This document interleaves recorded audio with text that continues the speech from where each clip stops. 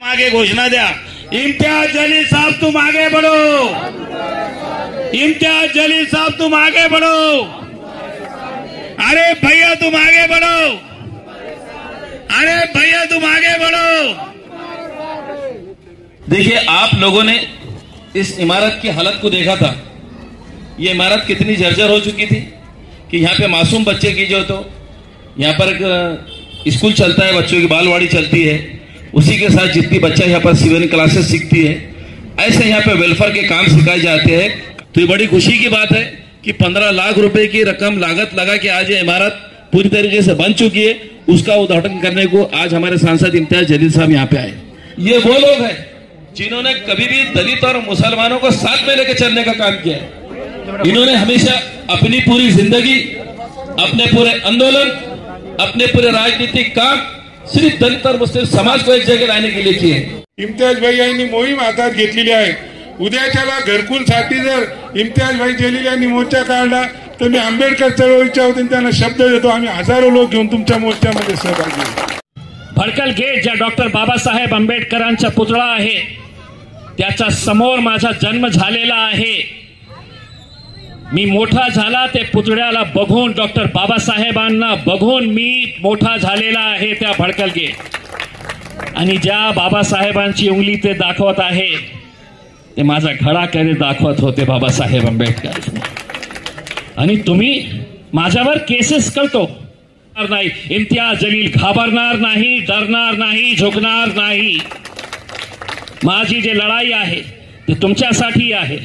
कुदरत की है देन जो तुम्हें ऐसा ज्ञान मिला है, दलितों को इस धरती पर अवतारे भगवान मिला है, इंसानियत के तुफैल में एक ऐसा इंसान मिला है, डॉक्टर बाबा साहेब के तुफैल में हमें भारत का संविधान मिला है। तथागत गौतम बुद्ध महामानव बोधिसत्व डॉक्टर बाबासाहेब आंबेडकर यांना वंदन करून आज इथे जमलेले सगळे माझे माता भगिनींनो, आज इथे येण्याचं कारण हे आहे की आमच्या पक्षाचे नगरसेवक आरिफ हुसेनी साहेब यांच्या प्रयत्नांनी आणि आमच्या पक्षाचे जे महाराष्ट्र अध्यक्ष आहेत इम्तियाज जलील साहेब यांच्या मार्गदर्शनाखाली आम्ही जितके नगरसेवक निवडून आलो होतो 2015 मध्ये, ते आज 10 वर्ष झाले तरी महानगरपालिकेमध्ये आज सुद्धा काम करत आहोत। त्याचाच एक पुण्य म्हणून आज आपल्या वस्तीमध्ये एक बालवाडी केंद्र भेटलेलं आहे। बहिणींनो आणि भावांनो, हे सांगण्यामध्ये अभिनंदन होतं की एक बालवाडी आपल्या घराच्या जवळ उघडली जाते।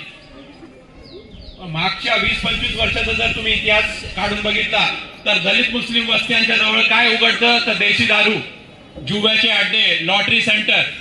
आज MIM पक्ष जेव्हापासून निवडून आला तर आमचे खासदार साहेब यांनी नेहमी जद्दोजहद केली की देशी दारू किंवा हे जे गुटख्याचे धंदे हे शहरातून हद्दपार व्हावे। त्याच्यानंतर आमचे जे नगरसेवक आहेत यांनी कटीचे परिश्रम घेऊन आपल्या वॉर्डामध्ये कसे रस्ते बनतील, चांगले रस्ते बनतील, चांगले सुविधा आपल्या नागरिकांना दिले जातील, हे करण्याचा प्रयत्न केला। हे बघताना तुमच्या सगळ्यांचा आशीर्वाद असला तर पुढे चालूनही MIM चे अजून 25 ते 30 नगरसेवक निवडून येतील पुढच्या बॉडीमध्ये। तुमचा साथ आमच्या सोबत राहू द्या, इंशाल्लाह मेयर भी बनेगा। बाबासाहेब आंबेडकरांचा आशीर्वाद, गौतम बुद्धांचा आशीर्वाद असेल तर तुमच्या सगळ्यांचा आशीर्वाद असेल तर दलित मुस्लिम एकतेचा एक हे म्हणून महापौर आपल्या समाजाचा बसेल। बंधू आणि भगिनींनो, तुम्हाला एक गोष्ट इथून सांगायचा प्रयत्न करतो की काही दिवसांअगोदर एक मोर्चा काढण्यात आला होता आपल्या शहरामध्ये। त्या मोर्चामध्ये असं वातावरण बनवण्यात आलं की मुस्लिम खासदार किंवा इम्तियाज जलील साहेब दलित समाजाला टार्गेट करतायत। पण बंधू आणि भगिनींनो, मी एक दलित समाजाचाच व्यक्ती आहे, 10-11 वर्षापासून पक्षाशी जुडलेलो आहे। माझ्यासारख्या साधारण घरातून आलेल्या व्यक्तीला इम्तियाज जलील साहेबांनी तिकीट देऊन एक नगरसेवक बनवलं, जे की कधी अपेक्षित नव्हतं। जसं की कधीच जर तुम्ही आमदार निधी काढला आमदार म्हणजे विधानसभेचे जर भाषण बघितले साहेबांचे, त्याच्यामध्ये लोकसभेचे भाषण बघितले, त्याच्यामध्ये आपल्या समाजाबद्दल मला हे गर्वाने इथे सांगावं वाटतं की आपल्या समाजाचे खासदार आहेत, खूप खासदार असतील, त्यापैकी एक आठवले साहेब पण आहेत, अजून खूप सारे असतील, पण त्यांना मी कधी दलित समाजाबद्दल जितकं आतुरतेने बोलताना बघितलं नाही तितकं आपल्या इम्तियाज जलील साहेबांना बोलताना मी भाषणामध्ये बघितलेलं आहे. तर बंधू आणि भगिनींनो, हे आवळे बावळे कावळे येतील आणि काही बोलायचा प्रयत्न करतील, त्याच्याने काही होणार नाहीये. न्याय प्रक्रिया असते आणि जो माणूस दलितांच्या हितासाठी लढतो तो दलितांवर अॅट्रॉसिटी करण्यासाठी कधी काही चुकीचं बोलणार नाही. हे आपल्या सगळ्यांना या माध्यमाने सांगू इच्छितो आणि मी माझी जागा घेतो. जय भीम. जय भीम, जय भीम, आदाब, अस्सलाम वालेकुम. आज के हमारे केंद्र के उद्घाटन के लिए माननीय सांसद इम्तियाज जलील साहब यहाँ तशरीफ लाए हैं और अपनी ही बस्ती के अंदर लड़कपन से लेके तो ये उम्र तक हमारे राजू प्रधान साहब यहाँ पे तशरीफ ला चुके हैं. उसी तरह हमारे वार्ड नंबर 3 के इंजीनियर जनाब वसंत भोज साहब यहाँ तशरीफ ला चुके, विकास सड़के साहब, आतिश इंगड़े साहब और हमारे तमाम कारपोरेटर्स और मेरे वार्ड की माता और बहनों. देखिए, आप लोगों ने इस इमारत की हालत को देखा था.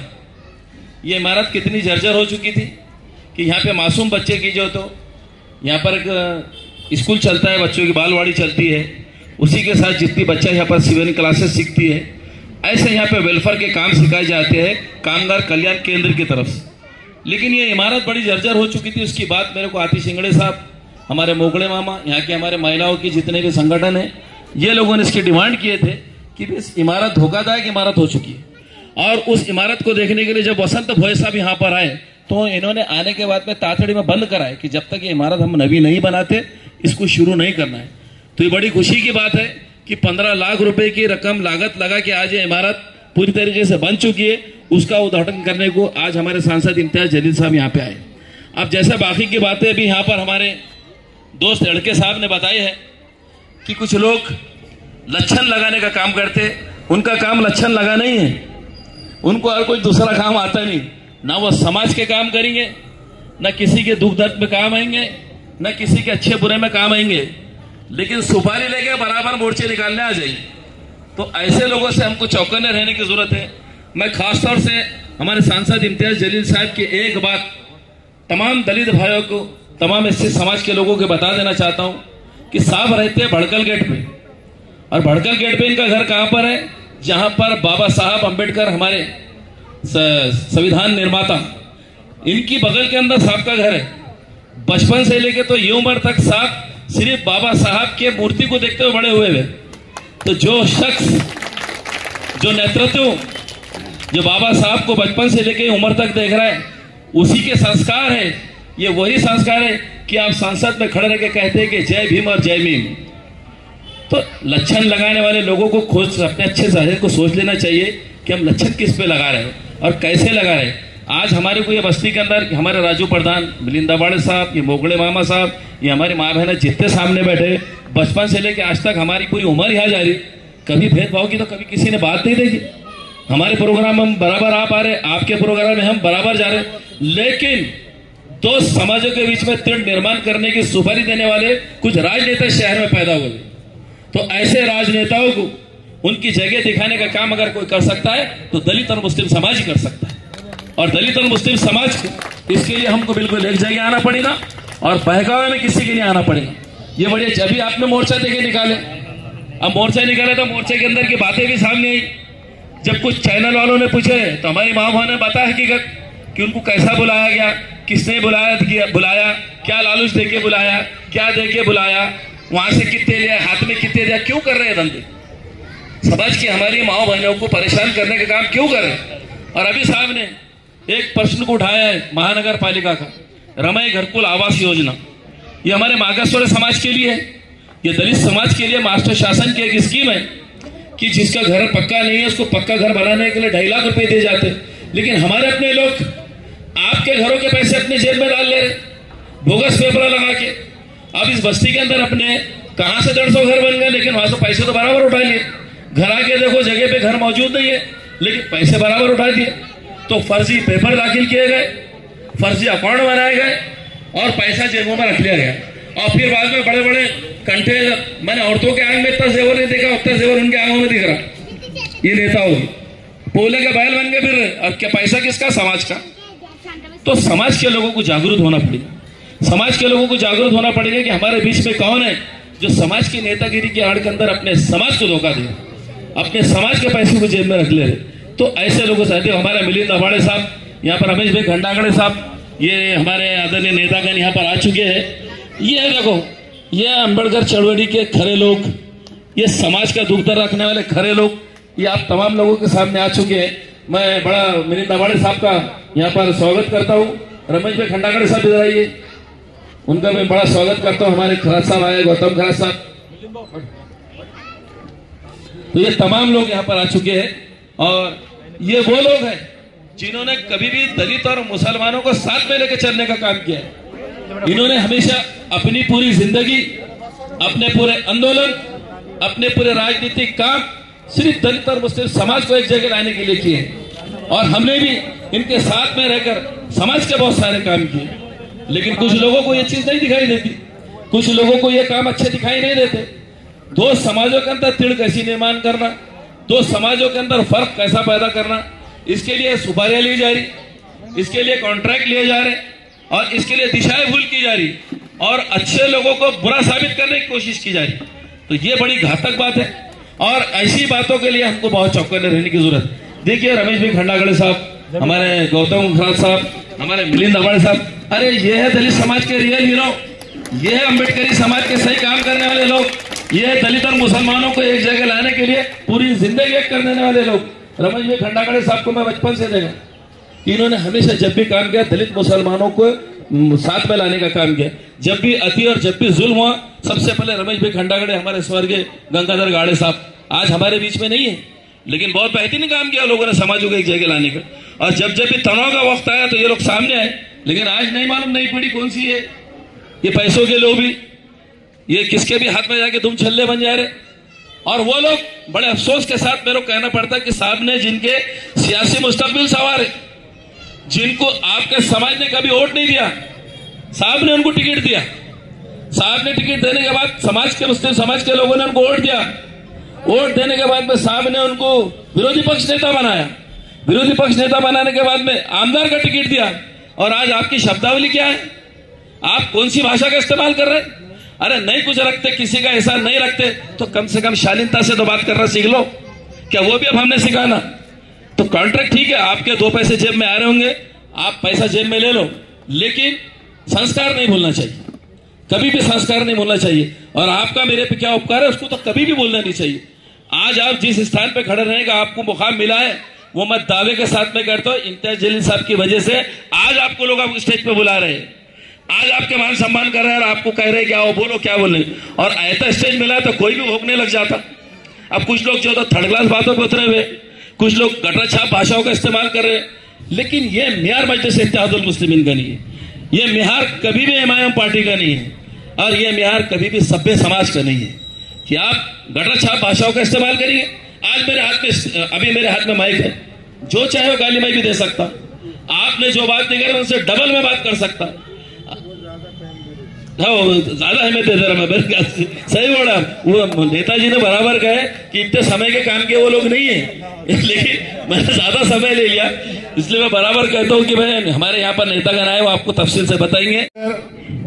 महात्मा ज्योतिबा फुले, छत्रपती शाहू महाराज आणि आज केंद्राच्या उद्घाटन प्रसंगी उपस्थित असलेले या जिल्ह्याचे माजी खासदार, माजी आमदार आणि दलित मुस्लिम समाजाला सोबत घेऊन सदैव चालणारे माननीय इम्तियाज जलील साहेब, आंबेडकर चळवळीतील ज्येष्ठ नेते रमेश भाई खंडागळे, या ठिकाणी माजी नगरसेवक माझ्यासोबत आलेले आमचे गौतम भाऊ खरात आणि एमआयएमचे सगळेच नगरसेवक या ठिकाणी आहेत। सगळ्यांचं नाव घेणार नाही, त्यांची माफी मागतो। आणि या वार्डाचे नगरसेवक आरेबाई, ज्यांच्या विशेष प्रयत्नातून हा हॉल तयार झालेला आहे। मग मी काही नव्याने सांगायची गरज नाही, माझं बालपण याच मैदानात गेलेलं आहे। राजू परदान आहे, आता सुरेश भाऊ नाहीत आपले. आणि या केंद्रामध्ये आम्ही पेपर वाचायचो, कॅरम बोर्ड खेळायचो. त्याची अवस्था फार जुना असल्यामुळे अवस्था तर बिकट झाली होती. आरेबाईचं आमचं नेहमी याविषयी बोलणं व्हायचं. आणि आज आरेबाईने ते जुनं जे पडकळीस आलेलं जे केंद्र होतं त्याला डिमॉलिश करून नव्याने या ठिकाणी अतिशय दर्जेदार असं केंद्र आपण आरेबाईंनी उभारलेलं आहे. त्यामुळे मी आपल्या सर्वांना विनंती करतो की आरेबाईच्या नावाने एकदा जोरदार टाळ्या वाजवल्या पाहिजे. अतिशय कर्तृत्ववान महानगरपालिकेमध्ये अधिकाऱ्याला घाम फोडणारे जे 4-5 नगरसेवक होते त्यापैकी एक आरेबाई आमचे. आम्ही सगळे वेगवेगळ्या पक्षातून जरी निवडून आलो असलो तरी महापालिकेमध्ये आम्ही सगळे एकत्र येऊन अधिकाऱ्यांची सळोकी पळो त्या ठिकाणी पळता भुई थोडी करायचो आणि आपल्या वसाहतीमध्ये विकास निधी आणण्याचा प्रयत्न करायचो. आणि महानगरपालिका जेव्हा हातगाईला आलेली असायची तेव्हा आमचे इम्तियाज भाईकडे आमचं हे निवेदन असायचं. माझ्या वार्डामध्ये या ठिकाणी मी आवर्जून सांगतो, इम्तियाज भाई जलील यांनी 2 ते 2.5 कोटीचे रस्ते बनवण्यासाठी मला निधी दिलेला आहे. जे महापालिकेला शक्य नव्हतं ते त्यांनी आणि प्रत्येक दलित वस्तीच्या नगरसेवकांना त्यांनी निधी दिलेला आहे. काही लोक आता यांनी खूप बोलले त्याच्यावर आता मी बोलत नाही, पण ते काही सुपाऱ्या घेण्याचं काम सुरू झालेलं आहे. रोजंदारी देऊन मोर्चे काढण्याची ठेकेदारी सुरू केलेली काही लोकांनी.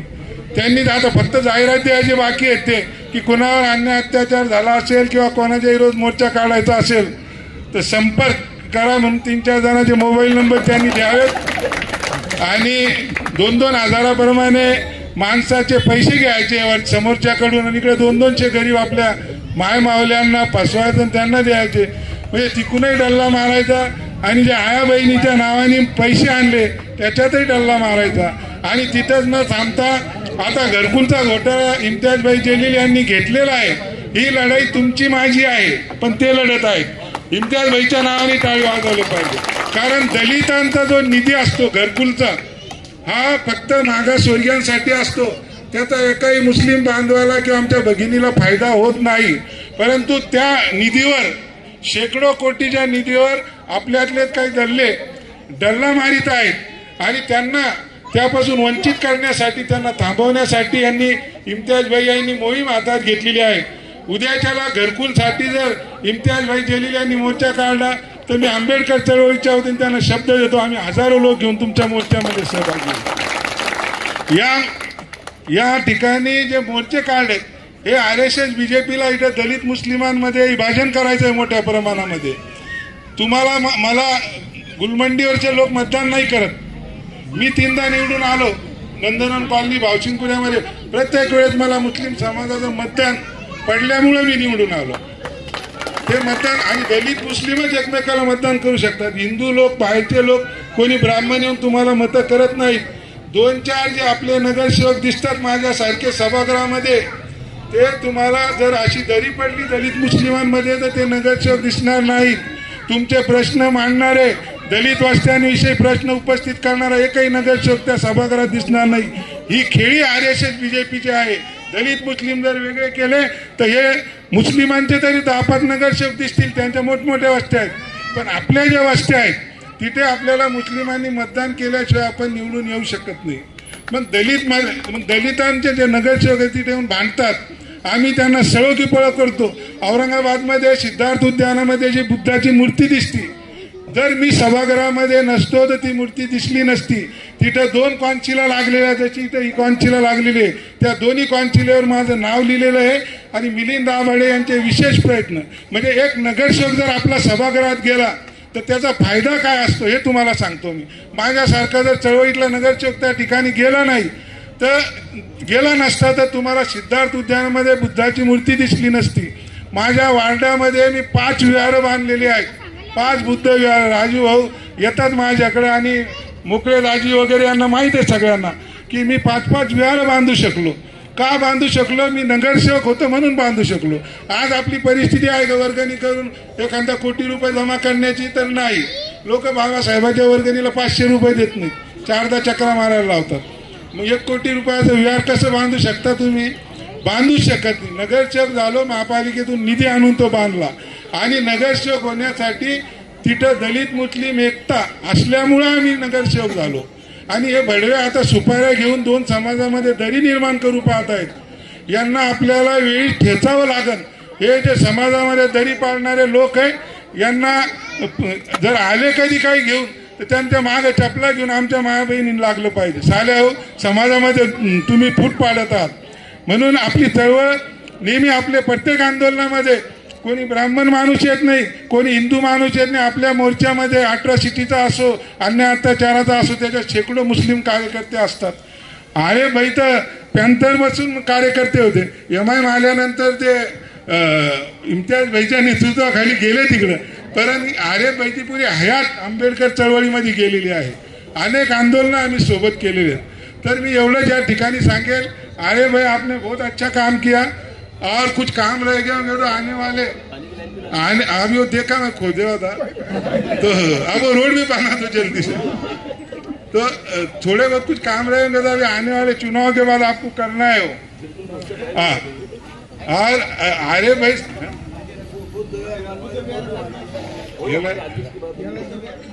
डिमॉलिश करून येणाऱ्या वाढीत आता निवडून पाठवा त्यांना. हा बर, ते आपण सगळे कामं करून घेऊ आणि या वस्तीचा विकासही करू.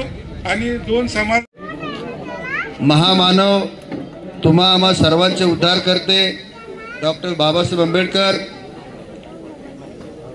या छोट्याशा कार्यक्रमाच्या निमित्तानं शहाबाजार येथील एका हॉलच्या उद्घाटनाच्या निमित्तानं या ठिकाणी प्रामुख्यानं हजर असलेले तुमच्या आमचे सर्वांचे आजही खासदार आहेत आणि कालही होते असे इम्तियाजभाई जलील, माझे सहकारी मिलिंद भाऊ दाभाडे, आमचे ज्येष्ठ नेते रमेशभाई खंडाळे, राजू प्रधान, आरे भाई, त्यांचे सर्व नगरसेवक सन्माननीय, या ठिकाणी जमलेल्या माझ्या माता भगिनींनो, भावांनो, बंधूंनो.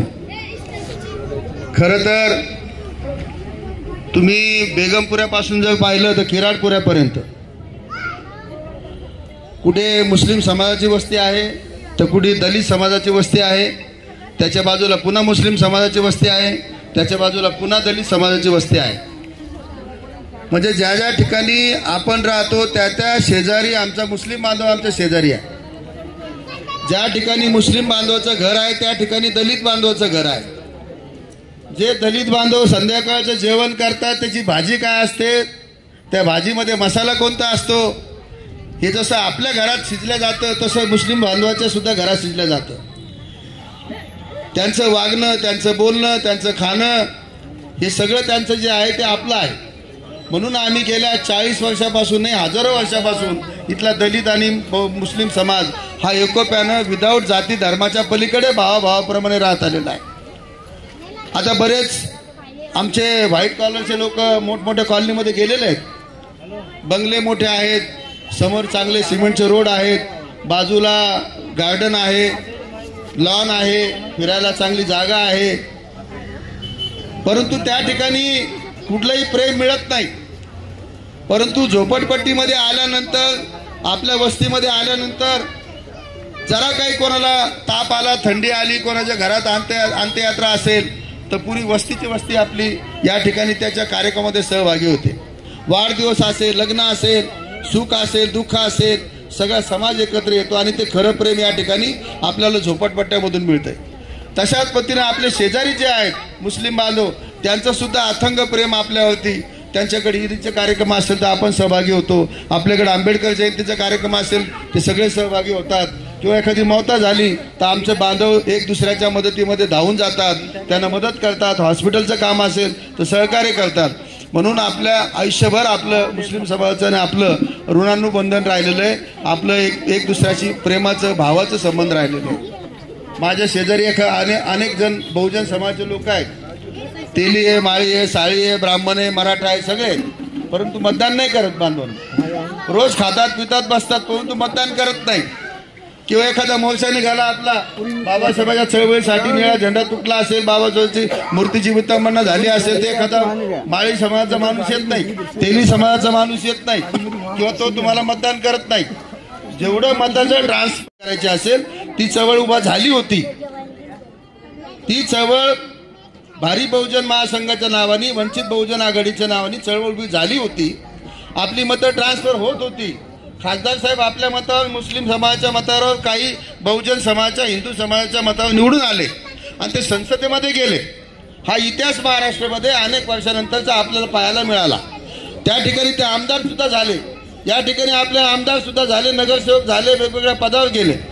परंतु काय माशी पुढे शिंकली, RSS वाल्याने बरोबर डाव टाकला आणि आपल्या समाजामध्ये राजकीय अस्तित्व जे आपलं उभं राहिलं होतं ते तोडण्याचं काम, तोडण्याचं पाप या ठिकाणी काही जातीवादी मंडळींनी केलं आणि पुन्हा या ठिकाणी आम्हाला राजकीयदृष्ट्या एक पाऊल पाठीमागे जावं लागलं. ना मुस्लिम समाजाचे माणसं निवडून आले, ना बौद्ध समाजाचे माणसं निवडून आले, ना बाळासाहेबांना न्याय मिळाला, ना खासदार इम्तियाज भाईला न्याय मिळाला. म्हणून आम्ही आज सत्तेच्या बाहेर आहोत. आम्हाला जर या ठिकाणी सत्तेमध्ये यायचं असेल, ग्रामपंचायतमध्ये यायचं असेल, नगरसेवकामध्ये यायचं असेल, आमदारकीमध्ये यायचं असेल तर तुम्हाला आम्हाला मताचं ट्रान्सफर करणं गरजेचं आहे, मताची देवाणघेवाण करणे गरजेचं आहे. नसता दलिताचे मतं मिळाले म्हणून मुस्लिमांनी टाकायचे नाही, किंवा मुस्लिमाची मतं मिळाले म्हणून दलिताची मतं टाकणार नाही, अशा प्रकार या ठिकाणी मला वाटतं आपण टाळले पाहिजेत. कारण आपल्याला जाती व्यवस्था, प्रत्येक हिंदू समाजामध्ये आपल्याशी जाती व्यवस्था पाळलेली आहे, परंतु मुस्लिम समाजामध्ये आपल्याशी जाती व्यवस्था कधी पाळलेली नाहीये. आपल्याला कधी त्यांनी जाती भावनेतून पाळलेली नाहीये. म्हणून भविष्यामध्ये आपण राजकीयदृष्ट्या मताच्या राजकारणामध्ये आपण सगळ्यांनी सोबत काम करावं एवढी अपेक्षा व्यक्त करतो. आणि पुन्हा जलील साहेबाला विनंती करतो की जलील साहेब छोट्या मोठ्या लोकांची नावं घेऊ नका, दलाल लोकांची नावं घेऊ नका. त्यांचा बंदोबस्त तुम्ही केलेला आहे आणि उर्वरित बंदोबस्त आम्ही तुमच्या खांद्याला खांदा लावून नक्की करणार आहे. ते परेशान आहेत, त्यांना घरातून या ठिकाणी जावं लागेल, त्यांच्या प्रॉपर्टीची चौकशी होणार आहे, त्यांचं सगळं जे काय आहे ते त्यांनी जे लोकांच्या गरिबांचं लुटून काढलेलं आहे त्यांचा बंदोबस्त या ठिकाणी नक्की होणार आहे. अहो, महात्मा फुलेचे पैसे 1 लाख रुपये लोन काढायचं, 20,000 त्या लोकांच्या हातात द्यायचे आणि 80,000 रुपये त्यांनी खिशात घालायचे. ही परंपरा 30 वर्षापासून आहे. माझ्या बापाचा काही साखर कारखाना नव्हता, मिलिंदरावचा काही बापाचा साखर कारखाना नव्हता, रमेश भाईच्या बापाचा सुद्धा साखर कारखाना नव्हता. आमच्याकडे शेती पण नव्हती कोणाकडे. आम्ही 20-22 झोपडपट्ट्यामध्ये राहणारे लोक आहेत. आमच्याकडे 5-5 कोटीचे बंगले कुठून आले? काही दलालाकडे 5-5 कोटीचे बंगले कुठून आले? 70-70 लाखाच्या गाड्या कुठून आल्या? याचा सुद्धा विचार केला पाहिजे. घरकुल योजना आली, घरकुल योजनेमध्ये या गावचा माणूस आणला, त्या गावचा माणूस आणला, नातेवाईक आणला, भाऊ आला, बहीण आली, भाचा आला, मेवणा आला, साडू आला, साली आली, सगळे बाहेरच्या लोकांचे नाव या ठिकाणी टाकले गेले आणि या ठिकाणी त्यांचे बोगस कास्ट सर्टिफिकेट काढले गेले.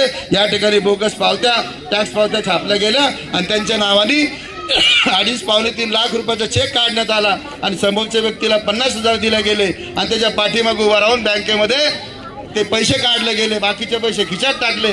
असे धंदे या औरंगाबाद शहरामध्ये या ठिकाणी काही दलालांनी केलेले आहेत. यांचा बंदोबस्त झाल्याशिवाय या ठिकाणी MIM तर बसणार नाहीच आहे. खासदार साहेब सुद्धा या ठिकाणी शांत नाही, आम्ही सुद्धा शांत बसणार नाही, कारण असे दलाल समाजाला घातक असतात. म्हणून या ठिकाणी अरे बाईला मी या निमित्तानं शुभेच्छा देतो की अरे बाई तुम्ही चांगलं काम करताय. मला आठवत आहे की मी जेव्हा नगरसेवक झालो होतो, नासेर चौस आमचे आणि अरे भाई सुद्धा भारी बहुजन महासंघाचे संघटक होते. मी यांना संघटक केलं होतं आणि नासेर भाईला उपाध्यक्ष केलं होतं. म्हणजे आम्ही तुम्ही इकडे जोडलेले होते, परंतु आम्ही सुद्धा त्या ठिकाणपासून यांना जोडलेले आहोत. म्हणून या ठिकाणची पुढची आपली राजकीय भविष्य, आपलं राजकीय वाटचाल ही आपल्या मैत्रीपूर्ण असली पाहिजे एवढी भावना व्यक्त करतो आणि माझे 2 शब्द मैं आपको डॉक्टर बाबा साहेब के लिए एक शायरी सुनाता हूँ मिलिंद भाऊ के भूलने पर। दलितों के मसीहा, भारत के पैगंबर, आली जनाब इज्जत माप डॉक्टर बाबा साहेब अम्बेडकर, ये कैसा अनोखा फूल खिला है हमारे चमन से, नवाजा है इस देश को जिसने भारत वतन से। अल्फाज नहीं मिलते बाबा, क्या दूं मैं आपकी मिसाल, नारा लगा के सद्भाव का काटा उस नीच का जाल। वैसे तो यहाँ पर आए बहुत सारे रहनुमा, लेकिन आपसा कोई कमाल न दिखा सा। कुदरत की है देन जो तुम्हें ऐसा ज्ञान मिला है, दलितों को इस धरती पर अवतारे भगवान मिला है, इंसानियत के तुफैल में एक ऐसा इंसान मिला है, डॉक्टर बाबा साहेब के तुफैल में हमें भारत का संविधान मिला है। सर्व भाषणाची, सर्व बोलण्याची हा एक मोठा सारांश आहे. आणि म्हणून मित्रांनो, आज माजी खासदार साहेब इथं आहेत, आमचे नगरसेवक आहेत आरिफ भाई तर म्हणजे आमचं घरांगण होतं हे शहाबाजात. आम्ही इथं खूप यायचो, बसायचो, आमचं म्हणजे फार जवळचं नातं होतं. आणि त्यामुळे या ठिकाणी मी सगळ्यांना शुभेच्छा देतो आणि एक अपेक्षा करतो की पुन्हा आपण एक नवं नातं निर्माण करू. नातं आहेच आपलं, पण मजबूत करण्याचा प्रयत्न करू. त्यासाठी आपल्याला काय करता येईल त्या पद्धतीनं जलील साहेबांनी पुढाकार घ्यावा, आमच्या मिलिंद साहेबांनी पुढाकार घ्यावा, आरिफभाईनं पुढाकार घ्यावा, प्रधान साहेबांनी पुढाकार घ्यावा. प्रधान तर तुम्हाला सगळ्यांनाच माहिती आहे प्रधान काय आहे ते. हा माझा सगळ्यात मोठा लाखो रुपयाचे कारनामे असायचे, पण मला 50 रुपये देऊन घरी पाठवायचे. त्यामुळं त्यांचं ते माझ्याकडे जे काही म्हणजे माझ्या हृदयात जे आहे ते फार मोठं स्थान आहे.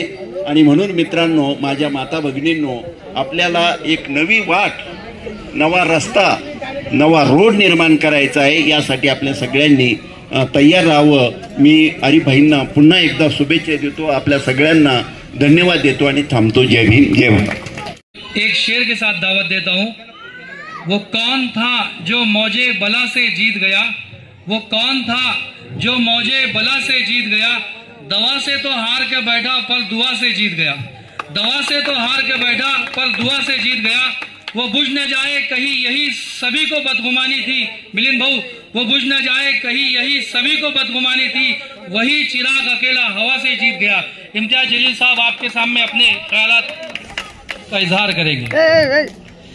आमचे सिनियर मार्गदर्शक ज्येष्ठ नेते रमेश भाऊ खंडागळे साहेब, आमचे मित्र मिलिंद दाभाडे साहेब, गौतम खरात साहेब, राजू प्रधान साहेब, अंकित इंगळे साहेब, या एरियातले आमचे कॉर्पोरेटर आरिफ हुसैनी साहेब, विकास शिळके साहेब आणि इथे उपस्थित माझे बंधू भगिनींनो, मी सर्वप्रथम आरिफ हुसैनीला खूप खूप धन्यवाद देतो की त्यांनी इथे सर्वांना लोकांना तुम्ही बोलवले आणि आज एक या इमारतीच्या उद्घाटनासाठी. मला माहीत आहे की आपण लोकांनी जे आशीर्वाद दिला होता त्या आशीर्वादामुळेच मी दिल्लीपर्यंत जाऊ शकलो होतो. मी खासदार झालं तर आपल्यामुळेच झालं होतं. मी वारंवार हे बोलत राहिलेले आहे. दुर्दैवाने यावेळी माझं लक नाही होतं, जाऊ शकलं नाही. विधानसभेमध्येही 2000 मतांनी पडलं, पण तरी सुद्धा आम्ही आमचं जे काम आहे, जे लक्ष्य आहे ते सोडलं नाही. ते काम आम्ही सातत्याने करत आहे. आपल्याला माहीत असेल की मागच्या अनेक वर्षापासून आता महानगरपालिकेमध्ये कोणताही कॉर्पोरेटर नाही आहे, त्यांचा टर्म संपलेला आहे. तरी सुद्धा आमचे कॉर्पोरेटर्स असू द्या किंवा मागचे जे कॉर्पोरेटर्स आहे ते गौतम खरात असू द्या, मिलिंद दाभाडे साहेब असू द्या, ते त्यांनी हे बघितलं नाही की आमचा काळ संपलेला आहे, आता आम्ही काम करणार नाही जोपर्यंत निवडणूक होणार नाही. त्यांनी हे बघितलं नाही की आता निवडणूक आल्यानंतरच आम्ही काम करू. सातत्याने ते काम करत राहिलेले आहे आणि मला अभिमान आहे की माझ्या सगळ्या पार्टीचे जे कॉर्पोरेटर्स आहे ज्याप्रमाणे जे काम करत आहे. आपल्याला काय पाहिजे? आपल्याला छोटासा एक सभागृह पाहिजे. आपल्या लोकांची आशा काय असतं की माझ्या घराला पाणी यायला पाहिजे, वेळेवर पाणी यायला पाहिजे, माझ्या घराच्या समोर कचरा नको पाहिजे, माझ्या घराच्या समोर चांगला रस्ता पाहिजे. हेच आपली आशा आहे. आपण काही जास्त मागत नाही आहे. पण आज शहरामध्ये आपण विचार करा की इतक्या कष्टाने बांधलेलं घर जेव्हा पाडण्यात येतं तर त्या लोकांचा काय हाल होत असेल. तुम्ही त्याचा विचार करा. आज पूर्ण शहरामध्ये ज्या प्रकारे तोडफोड सुरू आहे, तेही लोक गरीब आहे. त्यांनी किती कष्टातून ते पैसे कमवून ते घर बांधले असेल आणि याची जबाबदारी थांबवण्याची कुणाची होती? या सत्तेमध्ये बसलेले लोक आहे. माझा प्रश्न ते हे आहे की जेव्हा ते तुम्ही हे म्हणत असेल की हे इल्लीगल कन्स्ट्रक्शन आहे, हे गैरकानूनी आहे, ते अतिक्रमण आहे, मग ज्यावेळी ते बांधत होते तर महानगरपालिका का झोपली होती का? त्यावेळी थांबवण्यात आलेलं नाही. अनेक वर्षापासून दशकापासून ते लोक तिथे राहत आहे आणि आज बुलडोझर आणत दररोज तुम्ही हजारोच्या संख्येने छोटे मोठे जे घर आहे, कारोबार आहे. एका साईडला नरेंद्र मोदी साहेब हे म्हणतो की आम्ही हर गोरगरीब लोकांना आम्ही एक छत देणार, एक पक्का घर देणार, आणि दुसऱ्या साईडला जे घरामध्ये राहत आहे त्यांना रस्त्यावर तुम्ही आणत आहे, हे कितपत योग्य आहे? कोणी याच्या बाबतीत विचार करणार? जेव्हा मुकुंदवाडीमध्ये पहिल्यांदा बुलडोझर गेलं होतं, कोणत्याही नेता तिथे गेला नाही होतं. दलित वस्ती आहे तिथे, सगळ्यात मोठी दलित वस्ती आहे तिथे. सर्वप्रथम जाणारं कोणी होतं तर इम्तियाज जलील होतं. तिथे जाऊन लोकांना आश्वासन दिलं होतं की मी तुमच्या पाठीशी उभे राहणार आहे. पण दुर्दैवाने जेव्हा महानगरपालिका हायकोर्टामध्ये गेली, हायकोर्टानेही त्यांच्या बाजूने निकाल दिला आणि हायकोर्टाने सांगितलं आता कोणीही अडथळा निर्माण कराल तर त्यांच्यावर FIR रजिस्टर करा. पण माणुसकी काही असायला पाहिजे का नको? आज पावसाच्या वेळी सुप्रीम कोर्टाचे जजमेंट्स आहे, किती एक सुप्रीम कोर्टाने ऑर्डर केलेला आहे की पावसाळ्यातले जे 4 महिने असतात त्या वेळेत कोणत्याही प्रकारचं अतिक्रमण काढू नये, कोणत्याही घराला पाडू नये, कोणत्याही दुकानाला पाडू नये. हे जजमेंट्स असून सुद्धा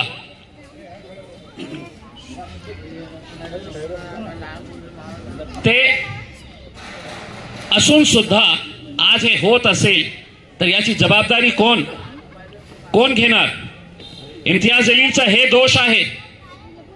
इम्तियाज जलील यासाठी दोषी ठरला आहे की जे गोरगरीब लोकांची, SC समाजाची, बुद्धिस्ट समाजाची जी जमीन होती ते का मंत्री आपल्या स्वतःच्या मुलांच्या नावावर करून घेतो. तर तो मंत्री काय करतो? आपल्या समाजाचे काही ठेकेदारांना जे पैसे घेऊन काम करतात, तुमच्या हक्काचे पैसे घेऊन ते आपल्या स्वतःच्या खिशामध्ये टाकतात, त्यांना मोर्चे काढायला लावतो. इम्तियाज जलीलला अरेस्ट करा. इतका मोठा भ्रष्टाचार केल्यानंतर माझी अपेक्षा हे होती की पूर्ण समाज पूर्ण ताकदीने त्याचा विरोध करेल. पण मोर्चा काढण्यात आला की इम्तियाज जलीलला अरेस्ट करा. एका मंत्र्याचा ड्रायव्हर, गाडी चालवणारा, त्याच्या नावाने 150 कोटी रुपयाची जमीन या प्रशासन एका ड्रायव्हरच्या नावावर करून घेतली. कारण ते ड्रायव्हर जे आहे ते एका मंत्र्याचा ड्रायव्हर आहे, संदीपान भुमरेच्या मुलाचा ते ड्रायव्हर आहे. सगळं नियम मोडून तोडून, सगळं नियम एका साधाचा कागज, नोटरी केलेल्या कागदावर सिटी सर्वे ऑफिस ते जालना रोडची 3 एकर जागा जे आहे ते मंत्र्याच्या ड्रायव्हरवर ट्रान्सफर करतात. कोणीही बोलायला तयार नाही आहे, कोणीही विरोध करायला तयार नाही आहे. आणि जसा मिलिंद भाऊने, गौतम भाईने सांगितलं, रमाई नाव कुणाचं आहे? आपल्याला या गोष्टीचाही लाज वाटत नाही की रमाई आंबेडकर नावांच्या जे स्कीम सरकारने सुरू केली होती, गोरगरीब बुद्धिस्ट समाजाला, SC समाजाला छोटे छोटे पक्के घर बांधण्यासाठी, 250-300 स्क्वेअर फीटचं घर बांधण्यासाठी तुम्हाला 2.5 लाख रुपये सरकारकडून मिळतं. किती लोकांना आतापर्यंत पैसे मिळालेले आहे? पूर्ण पैसे किती लोकांना या समाजाचे? मिलिंद भाऊने जसं म्हटलं ते मुस्लिम समाजाला मिळत नाही ते पैसे. ते गोरगरीब SC समाज ज्यांच्याकडे पक्का घर नाही आहे, टीनच्या शेडच्या खाली ते राहत आहे, त्यांच्या नावाने एक गँग झालेली आहे. आपल्या समाजाचे काही स्वयंघोषित जे मोठे नेते झालेले आहे, मोठ्या मोठ्या गाड्यामध्ये फिरत आहे, मोठ्या मोठ्या सोन्याच्या चेन गळ्यात घालून ते फिरत आहे. बोगस फाईल तुमच्या नावाने तयार करण्यात आलेली आहे. बैठ जा राजा, बैठ जा, बैठो, उसको बैठाओ. तुमच्या नावाने ते फाईल तयार करण्यात येत आहे आणि ते पैसे 2.5 लाख पैकी तुम्ही फक्त कागद द्या आम्हाला आणि त्या कागदाच्या ऐवजी आम्ही तुम्हाला 50,000 रुपये देऊ. खुश तुम्ही, अरे मला 50,000 रुपये मिळत आहे. पण तुमच्या हक्काचे 2 लाख रुपये, तुमच्या नावाने काढलेले 2 लाख रुपये ते कुठे जात आहे? तर या पुढाऱ्यांच्या खिशात जात आहे.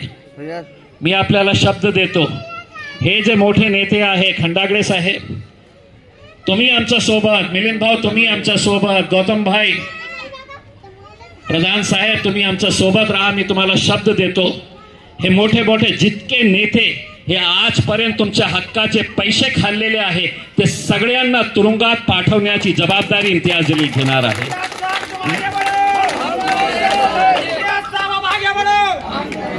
आपल्या स्वतःच्या समाजात गोरगरीब लोकांचे पैसे असं खाणं आणि कोणीही यांना विचारणार नाही. कारण काय आहे की मोठे गुंड झालेले आहे. कोणी बोललं तर गुंड्यांना पाठवलं. भडकल गेट ज्या डॉक्टर बाबासाहेब आंबेडकरांचा पुतळा आहे त्याच्या समोर माझा जन्म झालेला आहे. मी मोठा झाला ते पुतळ्याला बघून, डॉक्टर बाबासाहेबांना बघून मी मोठा झालेला आहे त्या भडकल गेट. आणि ज्या बाबासाहेबांची उंगली ते दाखवत आहे ते माझा घडा करीत दाखवत होते बाबासाहेब आंबेडकर. आणि तुम्ही माझ्यावर केसेस करतो. तुम्हाला असं वाटतं की इम्तियाज जलील घाबरणार. त्या मंत्र्यांनी ज्याचा भ्रष्टाचार मी उघड केलं ते पोलीस कमिशनरांना फोन करतो, डीसीपीला, एसीपीला, पीआयला फोन करतो आणि सांगतो की इम्तियाज जलीलवर तुम्ही FIR रजिस्टर करा आणि पोलीस करून टाकतं.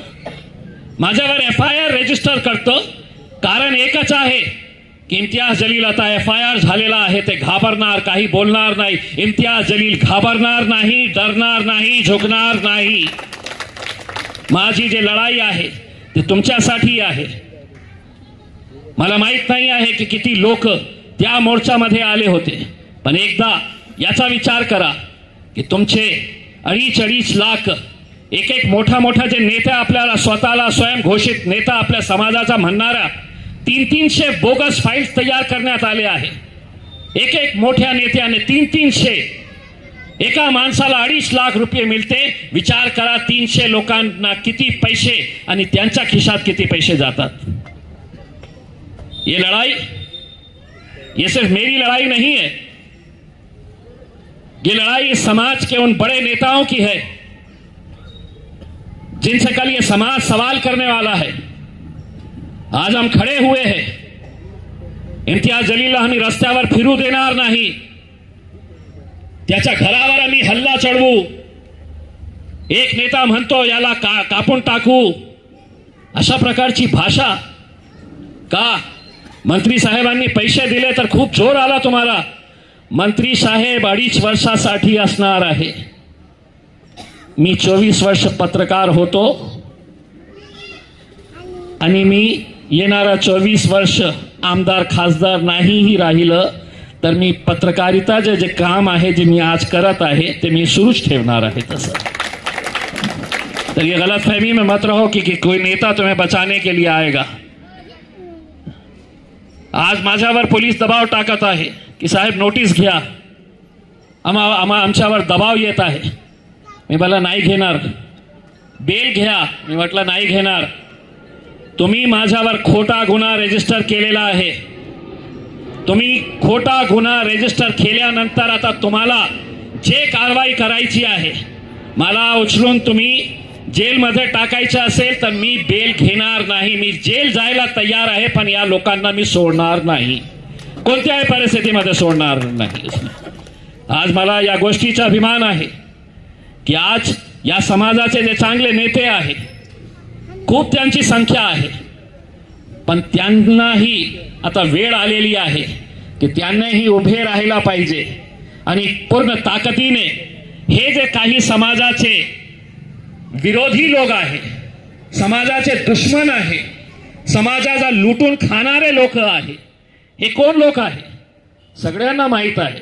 कोणकोणत्या एरियामध्ये किती पैसे, किती बोगस फाईल्स तयार केलेले आहे. एक 2-4 दिवस थांबा, फक्त 2-4 दिवस. जितकं झोप काढता येतं झोप काढून घ्या.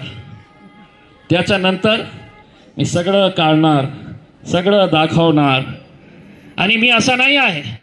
आज तुमच्या वार्डामध्ये माजी खासदार इंटरव्ह्यू येणार आहे आणि उद्घाटन आहे. हो, तर तुमची प्रतिक्रिया काय आहे? मी संपत यशवंतराव मोकळे, शहाबाजार, अशोकनगर. साहेब येतात, मला खूप आनंद आहे आणि आम्हाला सर्वांना आनंद आहे. त्यांनी अगदी एवढं मोठं म्हणजे केंद्र बांधलेलं आहे त्यांच्या याच्या निधीमधनं. तर ते खूपच एकदम म्हणजे आम्ही एवढं एकदम आनंद आहे आम्हाला. सर्व जनतेला, आमच्या सर्व शहाबाजार मंडळींना. किती वर्षापासून राहताय? मी आता 1978 पासून आहे शहाबाजार. हो. आणि साहेबांना मी इम्तियाज जलील साहेब पहिले आमदार होते, नंतर ते संसदमध्ये गेले. त्यांच्या अगोदर ते ज्येष्ठ पत्रकार पण होते, एक चांगले कर्तबगार होते. आणि मी आणि त्यांना तेव्हापासून लाईक करतो साहेबांना. त्यांचं काम खूप टॅलेंट आहे. त्यांचं काम इतकं चांगलं की त्यांनी संसदमध्ये जय भीमचे नारे लावलेले आहे. आणि मुस्लिम आणि बौद्ध या सर्वांना मिळून ते चालतात. अलीकडच्या काळामध्ये त्यांचा विरोध होत आहे. हो, ते आता काही लोक ते मुस्लिम आणि आमच्या समाजाचे बौद्ध समाजामध्ये काहीतरी लोक बाण पाडतात, काहीतरी हे करतात. तसे ते माणूस नाही, ते माणूस खूप चांगले येते. ते अगदी ते टॅलेंट आणि ते एकदम शिकले सवरलेले पत्रकार आहे ज्येष्ठ, आणि एकदम ते संसदमध्ये बोलतात. हे फक्त अफवा आहे उडवलेली त्यांच्याबद्दल लोकांनी. मला तरी नाही वाटत की ते असे करतील म्हणून. तुमची अपेक्षा काय? माझी अपेक्षा त्यांच्यासाठी आहे की कधी पण आम्ही लोक सर्व आमचे डॉक्टर बाबासाहेब आंबेडकर जयंती असो किंवा त्यांचा उत्सव असो, आम्ही सर्व सोबतच असतो. कधी भांडण नाही, तंडण नाही. शहाबाजार ते पार चेरीपुऱ्यापर्यंत अशोकनगर पासून आमची जी गाडी निघते त्याच्यामध्ये सर्व मुस्लिम बांधव आणि आम्ही अगदी जोरजोरात नारे घेऊन आम्ही विसर्जन करतो.